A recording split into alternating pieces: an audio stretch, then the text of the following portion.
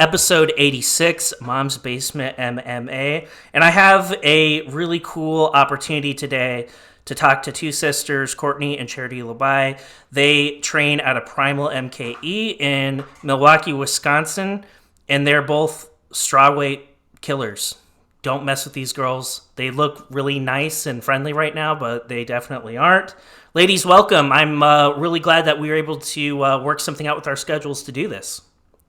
Yeah, thank you for having us. I'm glad to be back, and Charity's excited to finally be on the show.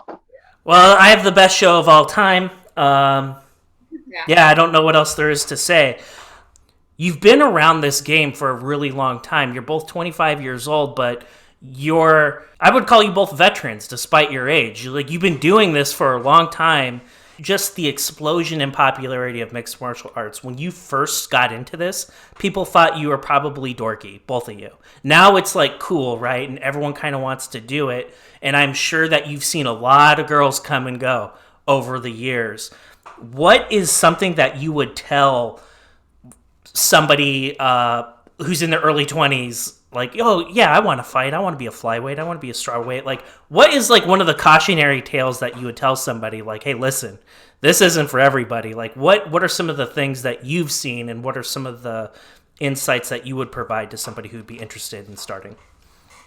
It's difficult because, you usually see someone maybe for like a month or two and they'll just kind of fade away, which is unfortunate. But specifically, especially with like girls who come into the gym, I just try to encourage them to stick with it. The guys, they're usually bigger, stronger, more experienced. Even the guys who are like your size or smaller, they're still going to sometimes have an edge on strength or speed, and just to not let them, become discouraged because of those things.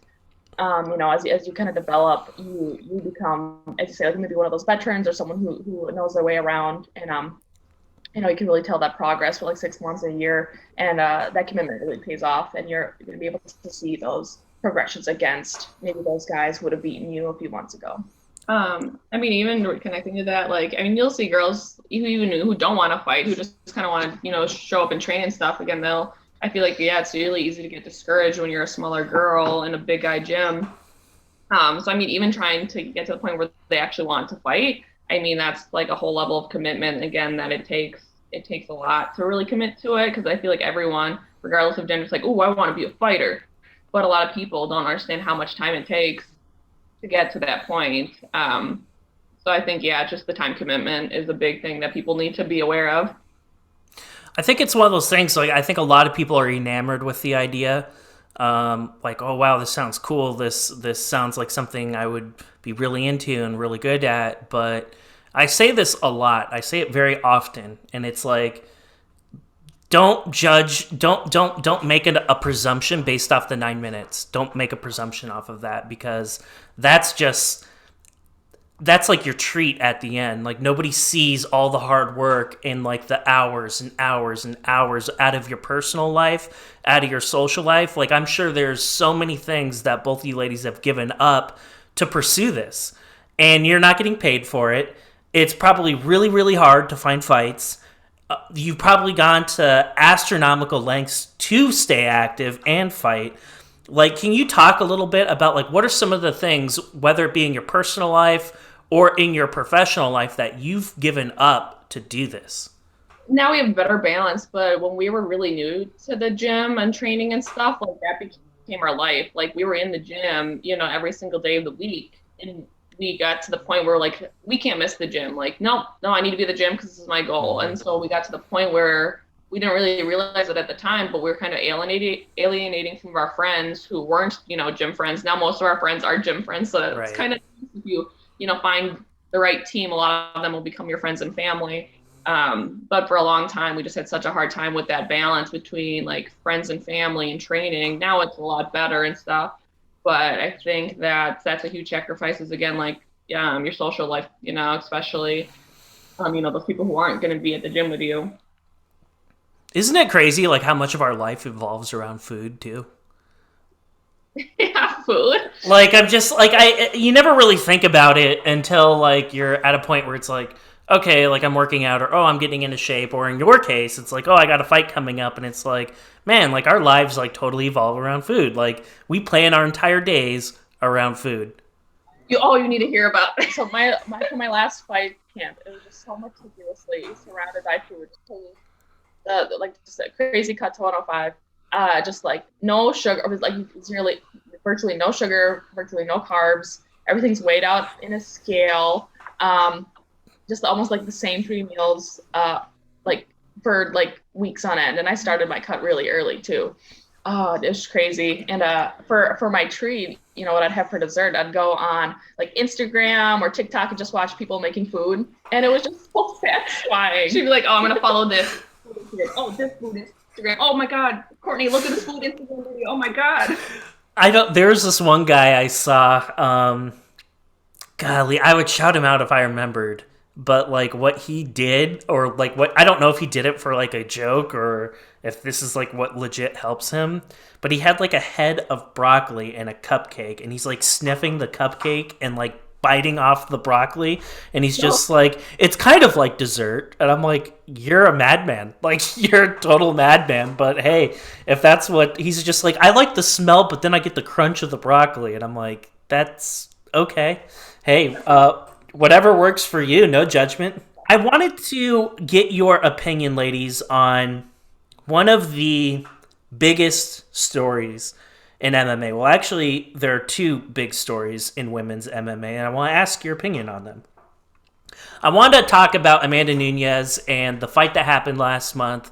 Juliana Pena, we know what happened. That was a major, major upset. And right before I jumped on this call with you, I checked my phone and I found out that she's leaving American Top Team now. I don't know if either of you knew that.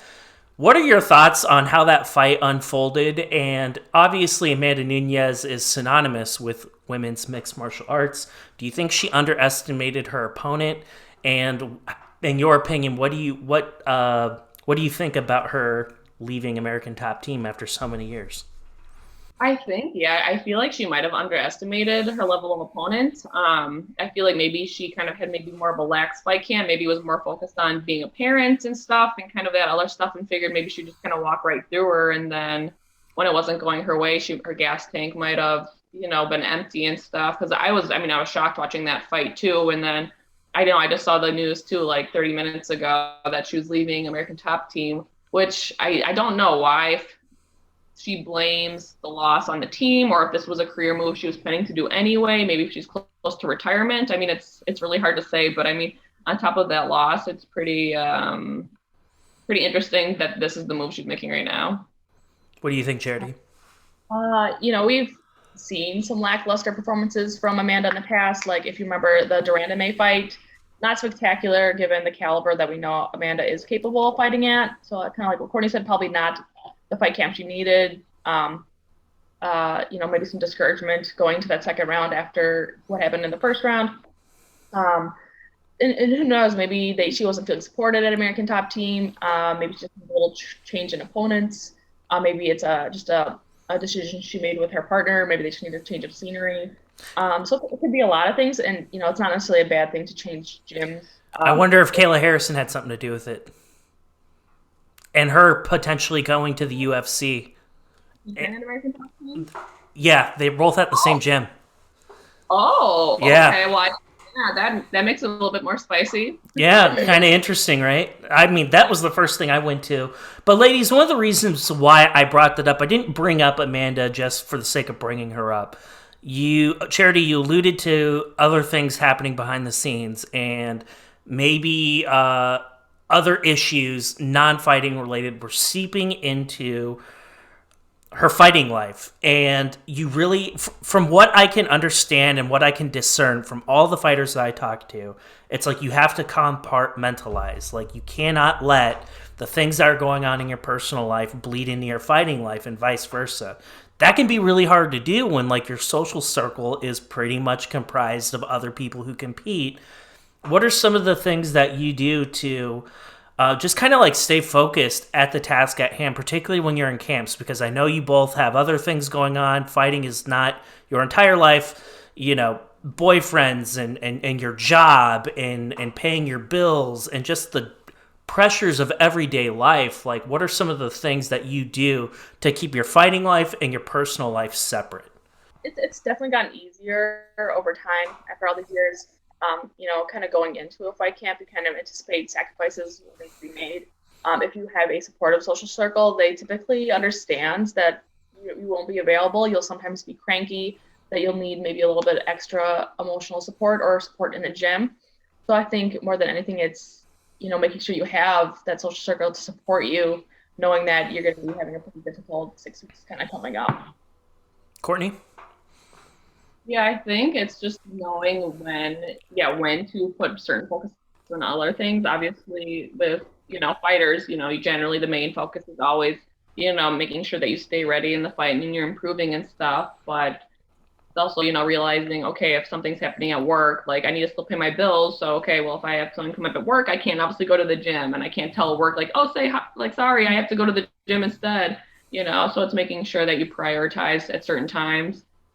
Same thing with family and friends too, make time for them. But, when that fight camp comes around, making sure your coworkers know, your friends and family know to say, hey, just, I'm not going to be able to eat Thanksgiving dinner. Like I'm going to have salad, stuff like that. And a lot of times, we haven't had problems with that. We've been lucky that our friends and family understand our routine, especially when it comes to the diet and the training and stuff, especially when those fights come around, because at that time fighting is the priority and that goal is to win the fight. So it's all just making sure that depending on what's going on is that your priorities are set where they need to be.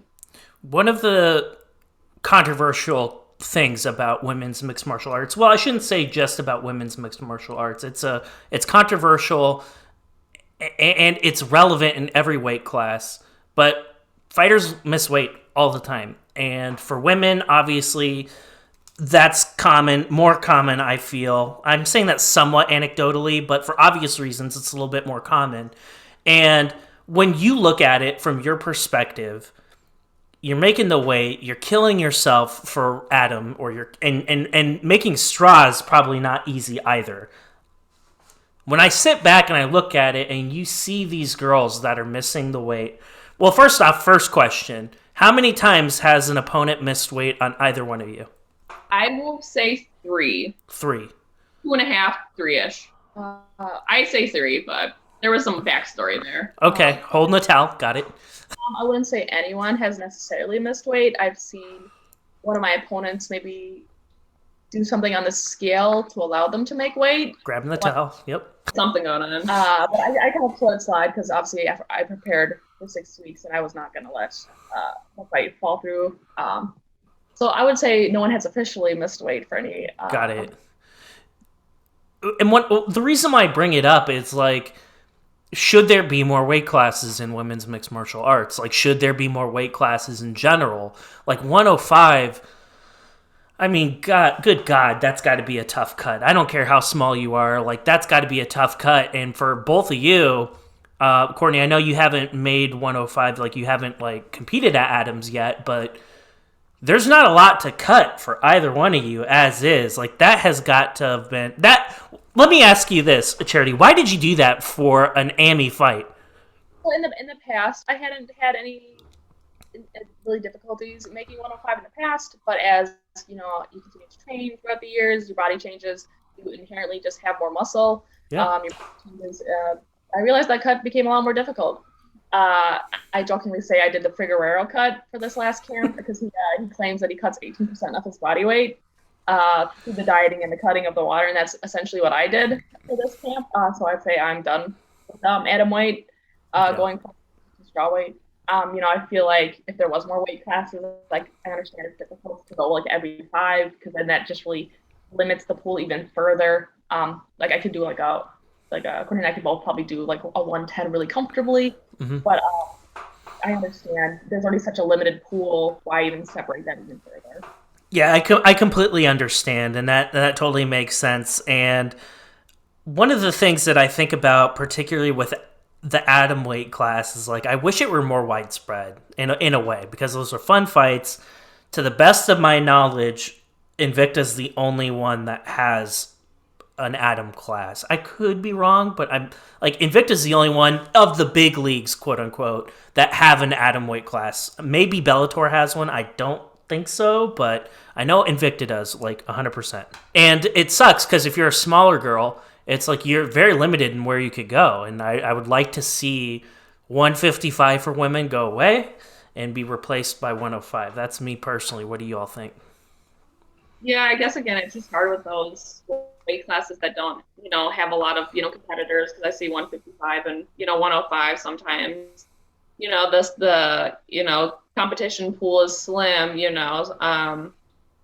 so I guess it's hard. Like, I would love to see an expansion of the weight classes, but I can see why as a promoter they wouldn't feel like there's a real incentive to do that. Feeling like, okay, well, that's why it kind of sucks, but I understand from a promoter's point of view, like, okay, would this be financially beneficial? And if the answer is no at the end of the day, try to build a class out of, such a limited pool. So, I can understand why it sucks, but I get it. I don't know. I kind of have like an opinion where I give more leeway to women because the women's fights tend to be really fucking good. Like every single time, you don't really, it's very rare that you see girls fight and it's really boring. Like, I feel like more often than not, it's like two mountain lions that are fighting. It's super interesting. That's why I'm a big fan of Invicta. I wish there were more Invicta cards. I want to shift gears a little bit. I want to talk specifically about your careers, respectively. Both of you have amazing ground game. Like, I look at you, I see your fights, like, jiu-jitsu, 100%. Like, you both snap people's arms off. Like, that's what you do. That's where you're most comfortable. That is where I feel you are both very, very dominant, and that's like your best pathway to a victory almost every single time. Like, you may not be as strong as the girls that you're fighting, but that doesn't matter in jiu-jitsu. It doesn't matter. Like, when you're on the ground with somebody, and like when you have the skills that you have, and when you're so freaking good on the ground, you don't have to be strong. It's all about technique, right? It's all about going back to like all of the fundamentals, all the things that you've been working on all of this time. When you two, like, you have a built-in like sparring partner, like, that's super rare. That never really happens. And you both are very, very similar. Like, but I know there's more to it. Like, where would you say you differ stylistically? Because I know you're not carbon copies of each other. I'm sure that you both have something that's unique about your fighting style, and I want to know what it is. I'd say for, obviously it's been convenient having that built-in training partner, but especially at Primal, we've been very fortunate. We have quite a few smaller guys, like 115 guys, 125 guys. We jokingly say that we're the scrap pack, just like small Just say tiny people who love to fight. We have a little scrap pack. Yeah. So, two of them, Nick and they just had their amateur debuts recently, and they've been a great addition to our fight camps and just training in general. Because after training with someone for 5 or 6 years straight, things get a little stale. Sure. Sometimes we'll go together striking just because for the two smallest people and the rest of the dudes are like 170 and up. It's not going to work. Right. It's still great to have each other, but we typically try to get some different looks now that we are at a bigger gym with more training partners. Yeah, like lately, again, we generally try to avoid going with each other, and even in the last couple months when we've really been having more time, like separate training time, I've noticed that my striking's evolving in a way that Charity's is evolving in her own different ways. Sure. So I'm excited to see as we kind of continue training at Primal with all of our newer training partners, how that will kind of help, us individually develop maybe more of our own style. Because again, carbon copies a lot, because again, for 6 years, we were, each other's main training partner, and it got to a point where it was always stalemates. Like, our matches and rounds weren't exciting. They weren't anything. We were always at the same level and could not, one up each other. But now it's getting a lot more exciting when we do go with each other every now and then, because our styles are starting to differ a little bit. So, and in grappling too, even our go-to moves, other than a typical triangle armbar, the big ones, also it's kind of stylistically different. There's some moves Courtney can hit on anyone she wants that I have even no clue how to set up. Mm-hmm. It's been nice to kind of get some of that differentiation through Primal. This would be a good question. I want to know your favorite sub. Lately, I would never do this one in a fight, but there's a fun kind of position and with some submissions in there called the Puppet Master. That it's been really kind of fun just to play with in the gym because people don't really know what's going on. So that's just been fun to play with. a go-to in the fights, of course, triangle armbar, rear naked choke. Got it. I'm going to do something that's, kind of more guaranteed rather than setting up something a little fancy, even if I'd like to. What about you? Yeah. So I mean, in a fight, you're always gonna probably pull out the ones that are pretty high percentage. But at the gym, it's fun, trying out these, kind of. Are you a heel hooker? I've been doing a lot of bicep slicers. They're kind of mean. Like I do it gentle, but I've been kind of messing around with more of that stuff, a little bit more, sneaky moves that people might not have. It's kind of mean, but again, it's not like we're, ripping them in, practice. We're going like, you get the move and you're like, hey, you have to tap to this, Yeah, it's important to not Sean Strickland your training partner. Yeah. I want to, like, when you think back about both of your careers up to this point, like, there's always going to be that really high moment where you look back and you're like, yeah, I'm fucking awesome. Like, this is so worth it. I'm so fucking good. Right. And then there's like the flip side of that where it's like, oh my God, I'm trash. I spent 8 weeks in a camp eating broccoli and I got freaking starched. Why am I doing this? And I'm like, what was like the low point in both of your careers respectively? And what was like the high point? I can start. I mean, my low point would probably be my fight, my title fight that I had at the beginning of 2019. Right before COVID. Was it 2020? January 2020. Oh, must have been. So that was a pretty tough fight for me. Again, it's hard when you have those really hard moments. You try really hard and then you just, you don't perform how you want. You feel like you let yourself down and your team down. But I feel like, as much as those moments are terrible, they kind of, I feel like they can help a fighter like learn, okay, this is the holes in my game and this is what I need to work on. So it sucks when you get those moments, but at the end of the day, if you can turn it into a learning moment, right, then, that's something at least you can get out of it. But I mean, those hard fights, no fighter ever wants to feel that way, feel like so low. Because you can have good losses and then you can have bad losses, and that was a bad loss. Courtney, talking about like a good loss and a bad loss. Like for me, like a good loss I had was against Anna Summers. We won Fight of the Night. It was a really exciting match. Amazing fight. I got to practice on my striking. It wasn't very pretty, but it was good to practice some of that and like learn from it. And she's just a great person, and it's been it was really nice to share the cage with her. Occasionally keeping in contact with her. But kind of a low point for one of my losses was it was a fight quite a few years ago. On paper, it's probably a fight I should have won. Mm-hmm. If you look at records, obviously records don't tell the whole story. But on paper, I was feeling very confident. I wasn't feeling very nervous before the fight, which probably was a problem. But I go in there and I knew I had superior wrestling and grappling. But each round, as I took her down, she was doing the 100% sweep on me, and at the time I didn't know what that was, and I didn't know how to defend it. And my coaches weren't able to. You can't teach someone a move in between rounds, right? Right. Well, it was just really disappointing that I feel like I had the tools to win, but just like one thing that I was missing that could have won me, the fight was not there. So that was a really disappointing loss, and I hated disappointing my coaches and stuff after they invest so much time in a fight camp with me. So that one was a disappointing one. But now going on to the highs, much better topic. I think there's so many good moments, but I feel like getting that first win is something that you'll never forget. And my first win, I was supposed to fight this opponent a couple months prior, and then there was weight issues. So I was kind of really hungry to get this win against this person who had missed weight. And the fight pretty much went picture perfect. I got a first round TKO, and I'll never forget when I was walking down the cage stairs that my wrestling coach from Unified Martial Arts, like, just wrapped his arms around me in a big bear hug and swung me around. Like, I'll never forget that. And I knew that I made him proud, and I'll always remember that. Like, that will always probably be my shining moment, just that moment there. Way cool. Yeah, it was a good time. Shout out Kurt Messer. Yeah, Kurt Messer from Unified. So my high point, of course, was the winning the belt in September. I always say, Courtney and I yeah, like of course everyone in our gym works really hard, but Courtney and I have that work ethic down. We know how to do fight camps. We know what we need. We're very self-directed. We work really hard during fight camps, and we don't cheat. We don't cut corners. We don't skip it on practice unless it's necessary. So during fight camps we always work hard, and this was definitely a hard camp. And Courtney, thank God, was there to support me during the actual weight cutting because it was a rough one. Yeah. But this is kind of like some backstory. I haven't told anyone really this except people in the gym and my social circle.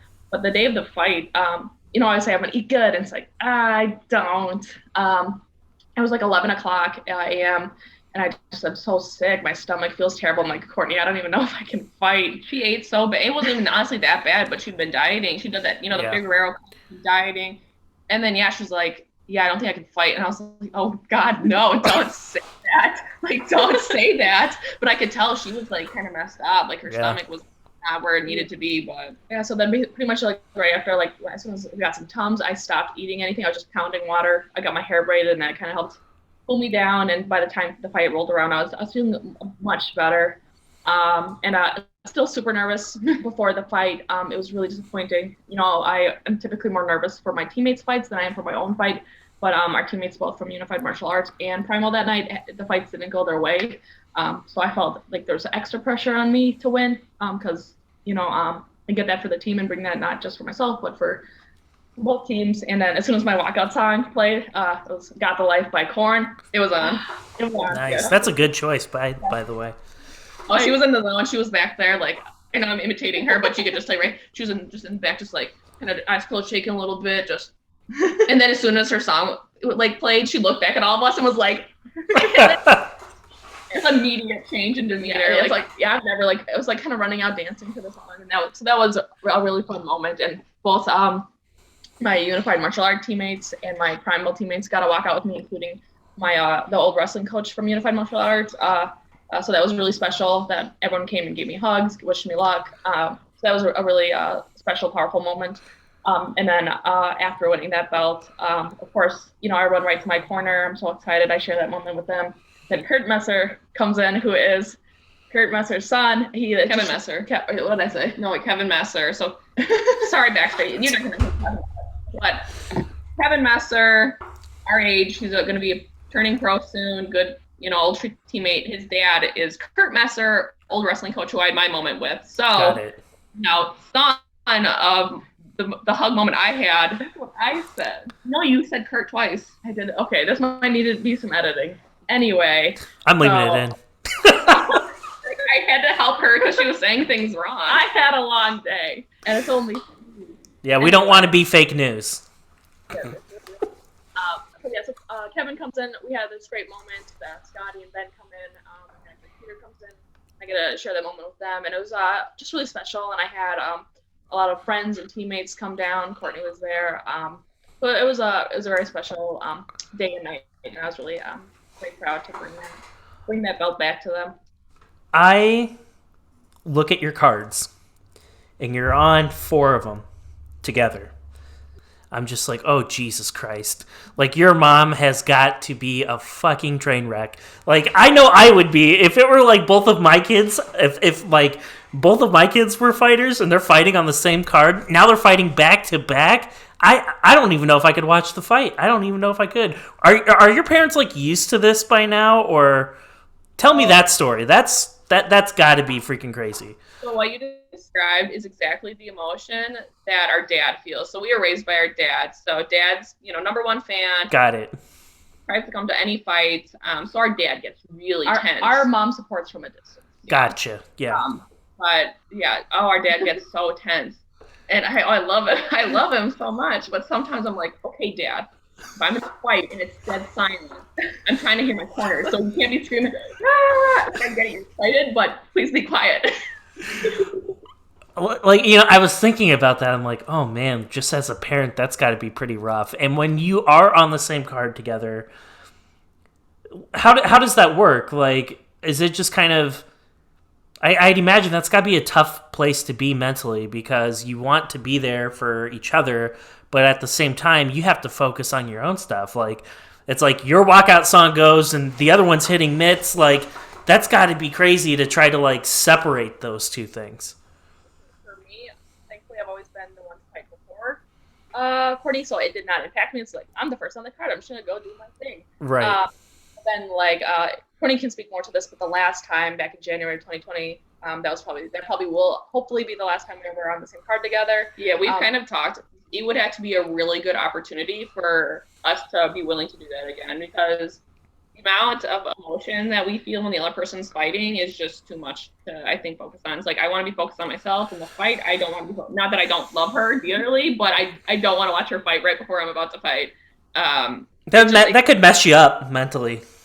It does. So we've kind of decided that those days are done, and I'm sure if you saw, we lose together and we win together. So we just kind of decided that at this point, it would have to be a really good opportunity for a promotion to get us on the same card.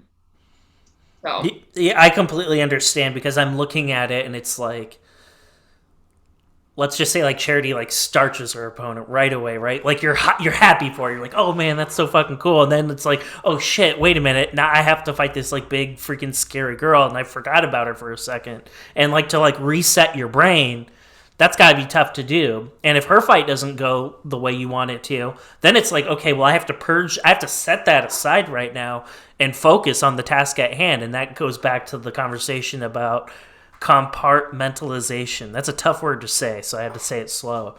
But like separating that and keeping that in a different place in your brain, and then worrying about that later, and that's got to be easier said than done. And you've done that before. Yeah, those days are behind us. We'll say that, because it is not easy to do that. So it's just, I think, obviously we get nervous, and when our teammates fight, and I love them like family, but I think it's just it's just harder when it's your family member, like your little, family member. Of course. Fighting.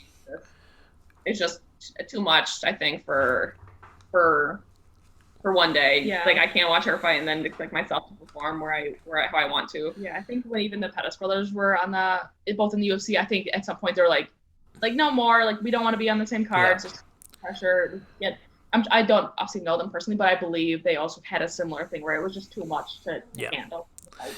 That totally makes sense, because I also imagine from a coaching standpoint, like it's like, no, like I want her in my corner. Like she needs to be in my corner. She needs to like be right there next to my coach and give me advice, because she calms me down, or whatever the case may be. And that's not even an option. So that's just kind of something to think about. I know the Shevchenkos, they corner each other all the time. Like they're always in the bad Shevchenkos with the good one. I feel more often than not.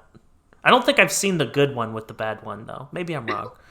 Yeah, I think Courtney was in my corner once, just because I only had one corner, just traffic and things prevented my other corners from being there. So she was in there once. I felt the moral support. There you go. Yes, I needed it. But especially I think more than anything, it's nice to have that support when you're cutting weight. Yeah. I do appreciate, like, especially the last cut, Courtney supported me a lot, helped me out a lot. Was basically my babysitter that day. The driver, so she did a lot for that camp, and so that when she's fighting, I want to be able to do the same thing for her and focus on her. The bulk of both of your careers thus far has been taking place amidst a pandemic.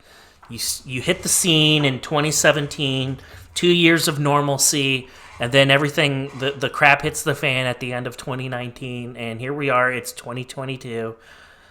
Without getting too much into it, it's pretty much just like 2019. Like, there really is no difference. And I mention all this because everything, like, you're used to this new normal, whatever it is. Like, gym restrictions, people maybe not being at your gym, maybe not being at full capacity, limited people that can go to these events. Most importantly, girls are dropping like flies all the time. You hear about somebody who gets the vid, right, and they can't go out and they can't compete, and that creates opportunities for other girls. Like just this past Invicta card, someone got coronavirus and had to drop out. Someone got injured and had to drop out. Like, these things happen even when times are normal, but like I feel like because we're in a pandemic, there's like another layer of uncertainty on top of it. And when I think about it, it's like, based off of where both of you ladies are in your career, it's like, do you think about those opportunities? Do you think about like the next level? Like, I know you're both still young. Like, kind of what is your game plan? Because for you, Courtney, I know that you wanted to be more active last year. I know that didn't really happen. And then for you, Charity, I know that you had 2 fights or 3 fights. 2 or 3? 2. Okay. So it's just kind of sitting back, and it's like, okay, on one hand, there are like potential opportunities that open up, but you have to be ready. So can you talk a little bit about just how you've been able to like stay active and be successful during a pandemic, and what are your thoughts about kind of what's next for you? Kind of getting to the level where we're at, it is just difficult to find opponents. Certain promotions aren't willing to, pay for, someone out of state to fly in or, drive that far. Because I did want to fight twice last year, and obviously I only fought once. I really wanted to fight in December, and pretty much ever since, December, I'll be like, I want to fight. I want to fight this month. I want to fight in January. I want to fight in February. I want to fight in March, So it's just been challenging, I guess, with that. Just the, again, there's so much uncertainty with kind of how things are. And again, just the ability to find opponents. And so, I mean, some of that is even outside COVID. But it just, you have to get in that mindset, like, okay, this is what I want. I want to fight soon. So you have to get ready in case, like, there is an opening on a card saying, like, oh, hey, we have, opening on this card. Like, would you be ready in, 6 weeks? Would you be ready in 4 weeks? So I've been, in the last couple of months, been trying to stay really active at the gym so that when that time comes, I'll be ready for that. Because I really would like to ideally fight realistically at this point. Because, again, it's hard to get, those last minute things sometimes. I would really like to fight in March or April. I'm really pushing for that for my, my management team and my coaches too, so they know. Go ahead, Charity. For Charity, Charity has happily gained all her weight back. So I've been just enjoying being me. But we're good. But anyway, I started graduate school, or I've been in graduate school, but I started my internship for graduate school in September. So that's been my primary focus. Everyone at the gym knows that that's my priority. I'm not looking to fight right now, but I'm as active in the gym as I can be. But kind of going back to prioritizing certain things is a time in my life where I need to just focus on school. Yeah, she's looking at end of 2022. Yeah, so maybe fall or winter, probably more realistically winter. I just want to get this school out of the way and just focus on that and give my 100 to that, because it's school sucks. Yeah, it's expensive too. School freaking blows. I didn't like it. I wanted to, just kind of, well, one of the things that I don't know, I guess it's less of a question and more of a comment. I won't tell you who it is, but there is a gal I know, 1-0 as a professional. She just made her professional debut not that long ago, and she got a call for this past Invicta card because people were incapacitated or not able to compete. I think that's certainly realistic for both of you whenever you decide to make that step. And I hope to see it. I hope to see both of you go to the next level, because you have really put in the time, you've put in the hard work, and that's got to be very, very frustrating to go through all those requirements, go through all those hardships, and then not find a body or not find a girl that you want, or just there not be any opportunities. Because shoot, how many girls do you know that are at 115 pounds in Wisconsin that want to fight? Not probably, like, I'm looking at probably 2 of them, and that's it. Yeah, well, it's hard to, especially in Wisconsin. After a while, sometimes you can become, friends with some of these girls and kind of pseudo training partners. It's like, no, I probably don't want to fight them because I value them more as a training partner than, an opponent. So that can make it difficult too. I'm sure other, girls in, cities, or, close by gyms have same things and stuff. So yeah, it's just, there's not a lot in Wisconsin. Not a lot in Wisconsin. Before I let you go, I'm opening up my phone right now because people had questions that they wanted you to answer. Ooh. Oh yeah. Your teammates are smartasses, by the way. I'm leaving that in. I want to hear the ones from the teammates. Okay. Hang on. All right, so there are you two. Okay, first question is from Austin. Because of course. And he says, who's the cooler sister? Oh, it's me. Yeah, it's probably Courtney. Courtney's pretty cool. Really? Oh no, I feel bad that you gave up that easy. I'm kind of like a weenie. I just like stay at home and do schoolwork, and just like no, I can't stay out late. I have schoolwork. I want to see my boyfriend. Like I'm just like she's becoming a bigger homebody now for sure. It's like what? I can't stay up past 10 p.m. I'm so tired. Like yeah, I'm lame now. Okay. And I immediately just like my cool level just went. Yeah, and she had a really nice rise, and then after the belt dip. To be honest, I just peaked actually with the belt. I peaked and I just accepted it. Hey, that's okay. Like, wait till you turn 30. Oh, Jesus. Don't even say that. Dude, the sweatpant life. Let me tell you. I can give you some tips about leisure suits. Trust me. It's a way of life. And you know what? You're fighters. You can get away with it. I mean, look at everyone who walks to the gym anyway. Like, you know, I look like that, but I'm like walking my dog. You know, I'm not like a cool fighter or anything like that. But I'm just saying, it's not a bad look. This is actually a pretty dope question, though, and because I'm a dad, I have to ask it. Is it better to rent or LaBuy a house? Are we even going to respond to that or no? Just for the listeners, if you can buy, don't waste your money on stats. Oh, that joke though, gross. Okay, I have an actual legitimate question. This is a good one. This is from the Fighting Now podcast. And he wants to know, what would you like to accomplish in 2022 in your fighting careers?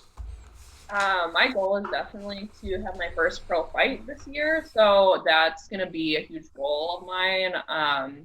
And so that's what I'm actually looking for right now. I'm not really interested in taking another amateur fight. So that's really my goal, is to get that first pro fight, and ideally a win as well. So that's really kind of where, you know, my direction is getting that to that level where it's like, okay, I'm competing as a professional now. So that's really what my big accomplishment would be for this year, is finally making that move to pro. And I was kind of like reflecting back on like both of your careers and just where we are at this point. And I know it's like coaches are involved in that decision. I know, I get it. I totally understand it. It's dependent upon the opportunities that are around and whatever your coaches say, and then like whoever happens to be available at that particular time. But when I think about like both of you competing in the AMI levels any longer, I kind of sit back and I'm like, I don't know what else they have to prove, because they've had 7 and 8 fights. Like, I don't know how progressively better they're going to get fighting those caliber of girls. Not to say that AMI girls aren't good, not saying that, but to get to where I think you both want to be, you're going to have to fight people at a different level. Yeah, I mean, it's time. Yeah, 7, AMI fights, 8 AMI fights. I think of it as time is now. So I completely agree with what you're saying. So you need to make that jump at some point. I think the time is now to see where we're at, and to make those moves to pro, and see how we stack up against pro level opponents. So yeah, and then obviously like the fighting, that getting that to that next level is the most important thing. But as a fighter, you can't ignore there's financial costs associated with fighting, and I feel like Courtney and I have put in our time and money, effort into our careers, into this sport, and I feel like it is time where we should be compensated to some extent for our performance and what we go through, and the costs that are associated with training and weight and all those things. So obviously those are legitimate reasons to go pro as well. Yeah, making money will be nice. Yeah, you put in the time. I think that's important. Like, and here's the other like side of the coin. It's like, I don't know if you'd necessarily be making money, but if it could pay for your blood work, if it could pay for the licensing and like chip away at the travel expenses, assuming the promotion doesn't pay for that, that is a hell of a lot better than where you are right now. You deserve that. I mean, I would imagine best case scenario, you might get a commission off of what you can sell for your fights. That's probably about it. And so what are you talking? $100 maybe? But something is literally better than nothing. So I'm excited for $100 potentially. Well, I hope it's certainly a lot more than that. And, because I'm such a baller in mixed martial arts, I will call Dana right now. I'll let him know we're ready to go against Thug Rose, and we're going to make it happen. We're booking that shit right away. All right, I'm ready to go. I know. I know we're gonna do it. Charity, Derek Lewis is available. He said that he'd be down to fight you. So I might have to cut a little weight, but I think we can. I think it's certainly possible too. Ladies, I really appreciate your time, and this was a lot of fun. We're going to have to do it again, but before I let you go, I want to give you both the last word. I want to give you a chance to shout out whoever you'd like to, whether it be your friends or your training partners, whatever the case may be. I would like to thank our team at Primal MKE. Again, we've been there for a little over a year, and I feel like I've improved so much just in the short time I've been there. So I'm really grateful for, our team at Primal MKE. And then I always want to thank our friends at Unified Martial Arts too. That was our original gym. And thank them too. They a lot of times will come down to Primal, we'll go up there and stuff. So still part of my team. And I also want to thank our management team, Dream, and then our sponsor, VitaliBoost. Oh wow! Is there anything else you need to add? I think that kind of covers. Is that the same one as Austin? Where oh, okay, got it. VitaliBoost, get you some. Got it. hey, whatever pays the bills, right? Who doesn't want to have big loads? Well. Hey, I'll be a pitch man for that shit. That's fine. But boner pills, tampons, I don't give a shit. Whatever works. You're so inclusive. I love it. Hey, whatever. Go ahead, Charity. I'm leaving that in. I'm not cutting that out. I'm leaving that in. You have to leave it. No cutting. This is a 100% uncut episode. I like it. Courtney said, first, take the time to thank every individual coach and training partner we would, but obviously made the support we get in the gym. It's made a tremendous difference. It's made us, it's made the longevity in the sport possible by having those training partners and support. It's a wonderful to have them. Well, ladies, you're both just getting past that first hump, right? There's so much more that you haven't seen quite yet. You've gone through the initial trials and tribulations of the sport. You've put in your time, you've paid your dues, and it's time to go to that next level. It's time to, it's time for the platinum yachts. We're ready. Let's go. Ready. All right, ladies, we are definitely going to do it again.